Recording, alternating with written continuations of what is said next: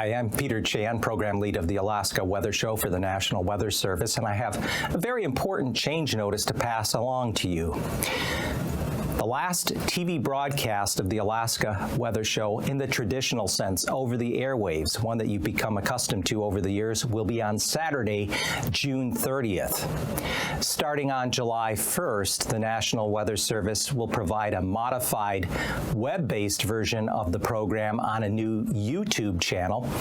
And you can find that YouTube channel. We will be moving from @AKwx TV to a YouTube channel @NWS Alaska, and you can go ahead and subscribe to that channel right now. We're not going to be posting any of the show there yet, but that's what will be happening come July 1st. There will be a public comment period from May 15th through July 30th, so please send any comments or concerns to nws.service-changecomments@noaa.gov. And if you'd like even more additional information or have questions, you can reach carrie.haisley at noaa.gov and or donald.moore@noaa.gov. And we certainly thank you for your patience and understanding as we undergo this transition. Now moving on to the Alaska Weather Show for this Friday, May 12th, 2023. A lot is going on. If you all want additional information on top of what I provide, you can go to weather.gov. That is the National Weather Service's online presence. Looking at the weather map here of the continental U.S., if you point and click anywhere on this map, it'll bring up the local forecast with any relevant watches, warnings, or advisories for anywhere in the country. We have a tornado watch in Nebraska with several tornado warnings, severe thunderstorm watches extending down through eastern Kansas, Oklahoma, into Texas, with flood watches there along through much of central Texas. Further west, this area in orange, those are heat advisories. Temperatures could reach the mid-80s to mid-90s over the weekend along coastal areas of Oregon up into Washington. Unusual early season warmth, and we're going to have some unusual warmth developing in the week ahead over portions of the Panhandle. But in the meantime, river breakup is underway with increasing snowmelt, especially across the central and east central interior. Flood watches have been posted through this weekend for the potential for ice jams at Manly Hot Springs on the Tanana River and at Eagle on the Yukon River. High winds along the west coast associated with a strong occluded front could cause EVUs or ice shoves that could be rather hazardous along the south, especially the south shore of the Seward Peninsula between Nome and Golovin.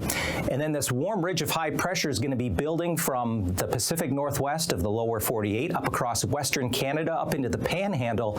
Early middle part of next week, the Panhandle could see temperatures in the 60s and 70s, not even entirely impossible. An isolated 80-degree reading could sneak in if conditions set up just right, but very warm temperatures there across the southeast part of Alaska. This afternoon at Nome, we're seeing increasing high clouds well ahead of the front and low pressure that's way out in the Bering, 29 degrees. And as we go further south along the Yukon Delta, increasing clouds, 35 at Imanuk, and as a result, we are expecting some rather strong winds in those areas this weekend, especially as we go through Saturday night, some wind gusts 40 to as high as 60 miles an hour. Over along the Alcan border, Eagle, mostly cloudy. Temperature was 68 degrees on Thursday afternoon. It's so far 62 early this Friday afternoon with a bit more cloud cover. But with these warmer temperatures across the interior, that's facilitating the river breakup, accelerating it so far in the Yukon, in Canada there, as the Yukon is broken up in Dawson City down toward the Elkhorn border, it's been dynamic, so we're keeping a close eye on that. Then down in the Panhandle, Wrangell today, light rain, fog, 52 degrees, much of the Panhandle, cloudy, fog, rain falling, but things are going to be drying out there. Here's a quick check of the hazardous weather map. The areas in blue just represent a special weather statement for along the spine of the Brooks Range southward through the Yukon Valley into the upper portions of the Kuskokwim River basin. We expect accelerated snowmelt coming up this weekend into the week ahead. That's going to result in higher and rising water levels on the creeks and rivers throughout the interior, so pay attention there if you do live along a waterway. We have high wind warnings in effect for Saturday into Saturday night for the western Seward Peninsula, St. Lawrence Island, and the lower Yukon as a result of a strong front coming in off the Bering. South winds could gust as high as 40 to 60 miles an hour. High wind advisory in effect for Grayling and areas west of McGrath. Also a high wind advisory through especially the central Alaska range as a result of those stronger winds pushing inland. And then the two flood watches, the flood watch on the Tanana River at Manly Hot Springs, and then on the Yukon River at Eagle for the potential for ice jams to develop. Also, just to remind you, especially those of you in the lower portion of the Yukon River and in the Kuskokwim River Basin that has yet to break up, it's a good idea to be proactive, stay safe, move and safeguard property before high water develops and the ice breaks up. Have extra food, batteries, and medical supplies ready in case things get cut off or are delayed. Know your community safety plan and where the emergency shelter locations are, and then stay out of floodwaters and ice flows once they start happening. Quick check of a really cool satellite image from the ice desk today. As of late morning, noontime, there was ice out over Norton Sound. The south winds are going to be developing ahead of that occluded front Saturday into Saturday night that could force this ice up along the shoreline, so those ice shoves could be rather notable around Nome, eastward through Galvin. So pay attention to that as we go through the weekend because you have that long fetch of water with strong gusty southerly winds. Looking at the satellite imagery this Friday afternoon, we have an occluded front pushing up into the Panhandle, bringing thick cloud cover, rain and fog, weaker low pressure back here in the western Gulf behind me.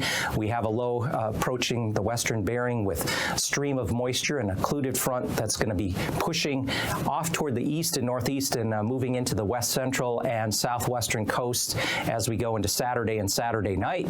Otherwise, relatively quiet weather right now in through the central interior and down through the Alaska Peninsula. Here is that low this Friday afternoon with the front arcing and pushing inland and weakening as we head through the early weekend. Here comes the occluded front as it works its way east later tonight and early Saturday morning. The winds, stronger winds will be arriving along the southwest and west central coast as we get into later Saturday and Saturday night. The trough just kind of lingers here along the Gulf Coast with weakening low pressure south of Kodiak Island, and then this ridge in place. The mid-upper level ridge will really be building as we get through the early and middle part of next week. That's going to allow the Panhandle to warm up. There still will be some scattered lingering showers in the Panhandle Saturday with high pressure, even though that's in place. Further west, not an especially strong low, but this is a decent front. It has a good wind field with it that's going to bring strong winds to the Yukon Delta areas around Norton Sound and especially the west side of the Seward Peninsula up through the Bering Strait. That front will tend to push inland on Sunday and begin to weaken, but there will be areas of precipitation, mainly some rain along areas of the western interior. So temperatures, we're looking for lows in the 40s across the Panhandle, relatively mild south central. And on Saturday afternoon, temperatures should generally be in the 50s, an isolated 60-degree reading in parts of the Panhandle. Readings in the 50s, an isolated 60-degree readings at perhaps, say, Talkeetna, not out of the question, even back across the Alaska Range at McGrath. And then readings, the lows again stay above freezing Sunday morning. And temperatures should be getting up into the 60s here Sunday afternoon and further warming Monday, Tuesday, Wednesday of next week, where the 70s are likely. And then back here, we could still see an isolated 60-degree reading in south central. Lows Saturday morning are near freezing along the Yukon River, still below freezing Brooks Range North Slope. We're going to see some temperatures in the 60s. Any sun will help that cause. 66 for Yukon, 65 at Fairbanks, but still only 32 around Wales and Teller there in the western Seward Peninsula. Sunday morning lows even a bit warmer, 30s to near 40 up through the Yukon Valley with temperatures temperatures well into the 60s here across east central areas. 65 forecast at Fairbanks, flirting with 70 perhaps, even at Fort Yukon, if you can maintain the sun there Sunday. Saturday morning, we're looking for lows generally near or above freezing in the southwest interior. 50s for highs as we get away from the coastline. Clouds will be thickening, winds picking up though, and by the time we get into Saturday and Sunday morning, windy conditions here along the southwest coast, but temperatures above freezing, and temperatures on Sunday should generally be in the 40s to lower 50s across much of the southwest. Again, cooler than what we're going to be seeing in the east central interior and through the Panhandle, with readings in the 40s extending out across the Aleutians. So the 6 to 10 day temperature outlook from May 18th through the 22nd, centered on May 20th. Above normal temperatures continuing there across the southeast throughout the Panhandle. Below normal temperatures more likely in the southwest from the Cook Inlet, west arm of the Alaska Range, out through Bethel and Nome. Precipitation here as we get through the middle third of the month. We're looking at maybe precipitation averaging a little above normal in the mainland, more likely a little bit there, a better likelihood up along northwestern areas from Nome up toward AKwx. So overall, though, no real wet spells coming up. And now, aviation weather around Alaska. Well, it's now time for your aviation weather. If you have a flight planned either this Saturday or Sunday, a weak sliver of low pressure along the western Gulf Coast sliding southwestward, continued weekend. We have low pressure in the western Bering with a strong occluded front working its way eastward and will impact the west and southwest coast and then move inland. And then out across western Canada and up into the Panhandle, we're going to see a strong warm ridge of high pressure building through the weekend and in early next week. In fact, air temperatures in the Panhandle could get up into the 70s as we get into around the 16th, 17th or so of May. So quite a warm-up going to happen there, but extensive IFR areas across areas of the interior, along the Arctic coast, back out through the Bering Sea by Saturday afternoon. Conditions improve across the mainland interior, still IFR across the lower Gulf, outer east coast of the Kenai Peninsula, Kodiak Island, and then with that occluded front, strong winds ahead of that, creating turbulence. We're going to see IFR associated with precipitation from St. Lawrence Island, Bering Strait, down through Nunavik Island, St. Matthew, even St. Paul, through the eastern half of the Aleutians. Sunday morning, IFR extensive from southern Panhandle across the Gulf, areas along the eastern Kenai, Kodiak Island, Pacific side of the Alaska Peninsula, eastern Aleutians, southwest coast, YK deltas, Norton Sound, west side of the Seward Peninsula, and up along the Arctic coast and the spine and the south side of the Brooks Range. Sunday afternoon conditions improve again across much of the interior, but we continue to see IFR out over the Gulf along areas of coastal Kenai, Kodiak Island, areas of the Kuskokwim, Bristol Bay deltas, and then up along areas of the lower Chukchi Sea and Bering Strait. So pass conditions Saturday, Anaktuvik Pass and Adigan Pass in the Brooks Range. IFR to start early, giving way to MVFR conditions. Along the Alaska Range, starting west, working our way through central areas. Lake Clark and Merrill, generally MVFR conditions will prevail. Same thing, rainy and windy passes, MVFR conditions. Further east, Isabel should also stay MVFR throughout Saturday. Finally, toward the Elkan border, maybe VFR conditions developing there late morning, afternoon for Mentasta. Further south and west, flying through the Copper River Basin, MVFR at Tanita Pass. And Portage Pass, it'll be a split. The eastern half, generally IFR conditions, especially toward Prince William Sound. MVFR there, though, for the west entrance in the western half. And in the far northern Panhandle, Chilkoot and White will start out with IFR conditions early Saturday, giving way to VFR conditions. Freezing levels aloft. In Canada, we see the freezing levels rise up to above 10,000 feet. In central Canada, a warm ridge of high pressure will be building northwestward here early next week. And as we go further further west. We have an occluded front out ahead of it. It's causing warmer air to push northward, so we see freezing levels in excess of 8,000 and 10,000 feet across the eastern and central Aleutians, but there will be a stronger wind field out ahead and along that front as it works its way into the western and southwestern coast. We expect some icing, generally isolated moderate icing above 8,000 feet, areas of the southeast interior, northern panhandle on up into Canada, above 6,000 feet off of Kodiak Island, and then along this front above 10,000 feet, eastern Aleutians, tip of the Alaska Peninsula, falling back off in the colder air to above 3,000 feet around St. Lawrence up through the Bering Strait. Upper level jet stream winds are strongest coming into the panhandle from the south-southwest, 115 knot max, and then there's a sliver of a trough of low pressure ridge followed by another low out here on eastern Russia with a jet core of 130 to 145 knots, lower bearing into the central western Aleutians. At 9,000 feet, strong core winds ahead of that low in front along the west coast, anywhere from 50 to 70 knots. And then as we bring it down to 3,000 feet, we can see that core of winds 50 to 65 knots from just south of the Bering Strait along entrance there of Norton Sound and the YK deltas. This is going to translate to some isolated severe turbulence from areas of the Bering Strait, especially western Norton Sound, west-south side of the Seward Peninsula, and the YK deltas, including Nunavik Island. Other areas of moderate turbulence extending into the interior, up the Yukon River Valley, down along the Alaska Peninsula, and extending further west through the eastern Aleutians with a pocket there toward the western Aleutians. Overall, a bumpy ride there along the west here this weekend.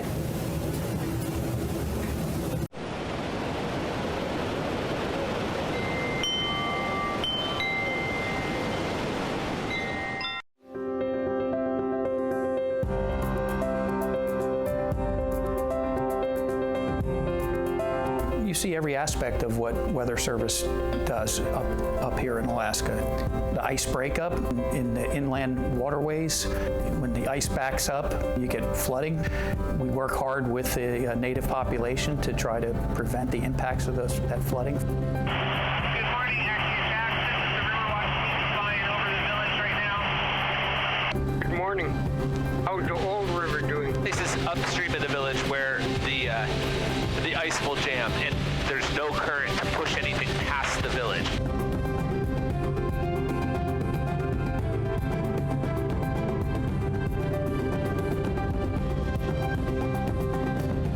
Hey, good morning, everyone. Yeah, so we've been flying the river over the past week or so. You know, coming into this, it was looking like the lower rivers mushing out. And what I mean by the lower river is from Tuluxac on down. And that's what we thought was going to happen, you know, just based on talking to folks about the winter you had here. And then upstream of that, we still have, you know, some good in-place ice up through the Okauskag, through the Aniak area.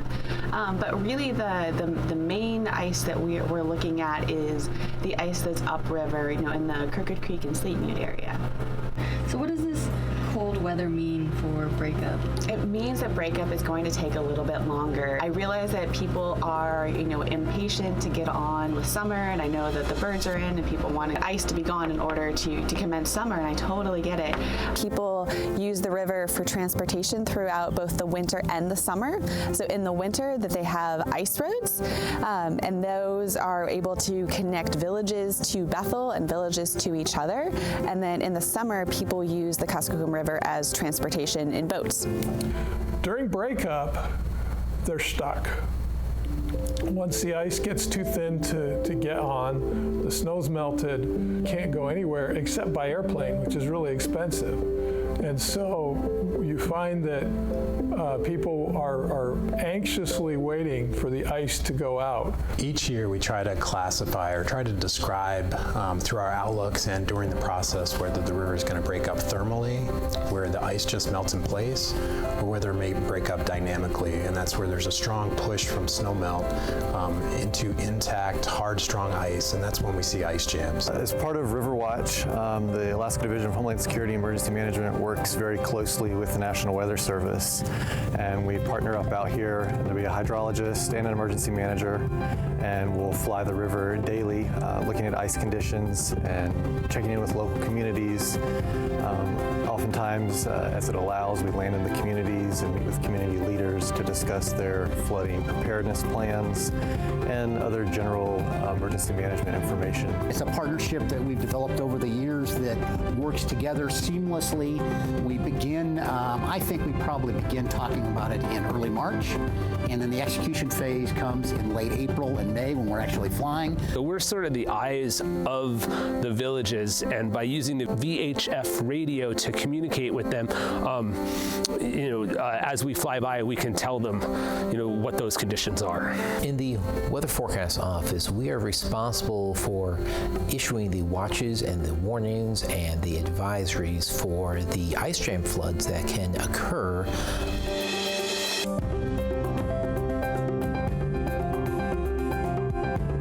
Coordinate with the River Forecast Center and with the River Watch team in order to get the best information possible so we can issue these watches and warnings and advisories.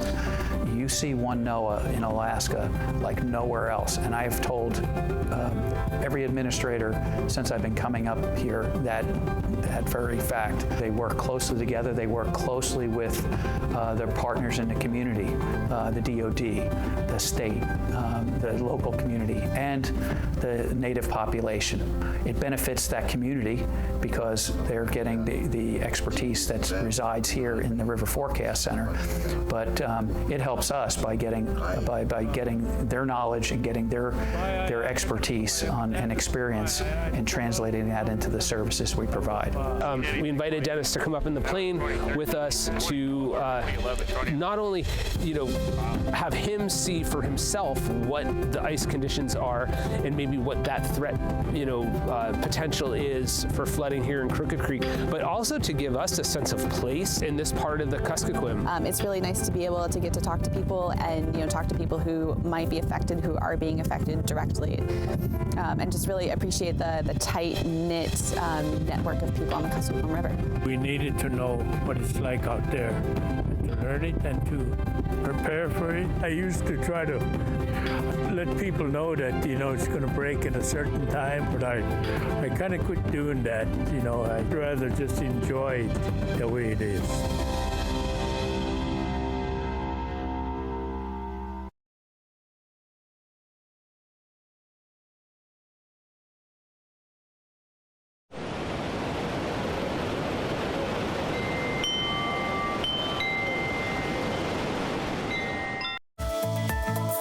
And now, marine weather around Alaska. Welcome back to the marine weather segment of our show, and we start with the sea ice.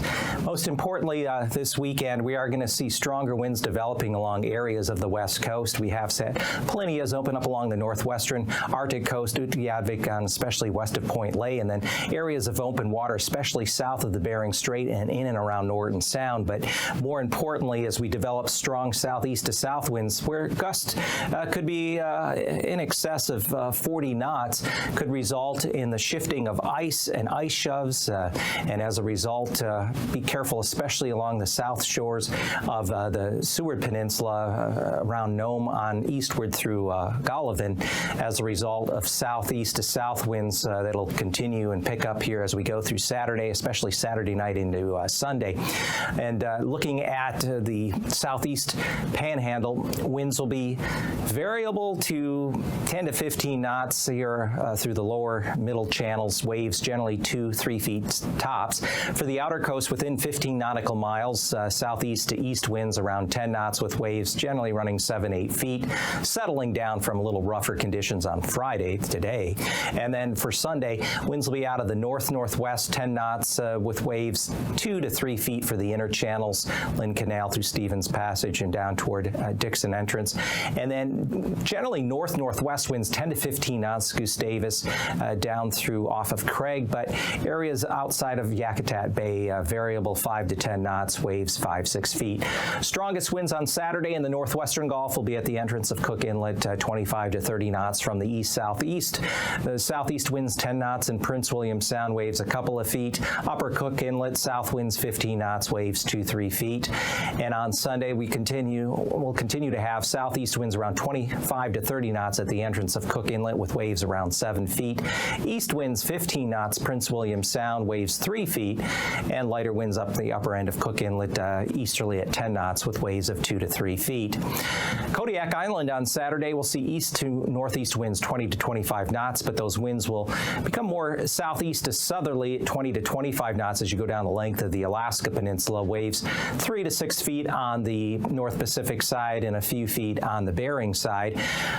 By Sunday, a secluded front's going to work its way up into at least the lower portion of the peninsula, so ahead of it, southeast winds 20 to 25 knots around Kodiak Island, but upwards of 30 knots through the mid areas here of the Alaska Peninsula, and we expect winds to turn more westerly behind that front and come down to 20 knots. Waves running 6 to as high as 10 feet, especially in the vicinity of the front here southeast of Sand Point, generally 4 or 5 feet on the Bering side. The Aleutians will see south winds in the eastern Aleutians around Unalaska shift back around southwest to west and fall off 15 to 20 knots west of Atka. Waves generally running 7-8 feet on the North Pacific side and 4 to 7 feet on the Bering side.